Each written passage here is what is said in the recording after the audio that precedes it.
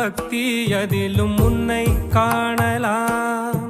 பசி என்று தன் முன் வந்து கையேந்தி கேட்கும் போது தன் உணவை தந்தால் கூட உன்னை காணலாம். உன்னை காண பல கோடி இங்கு வாரி இறைக்கிறார்கள். எளிதாக உன்னை சேர இங்கு யாரு நினைக்கிறார்கள். அலங்காரம் அதில் நீ இல்லை, அகங்கார மனதில் இல்லை. துளி கள்ளம் கபடம் கலந்திடாத அன்பில் இருக்கிறாய். உணர்ந்தே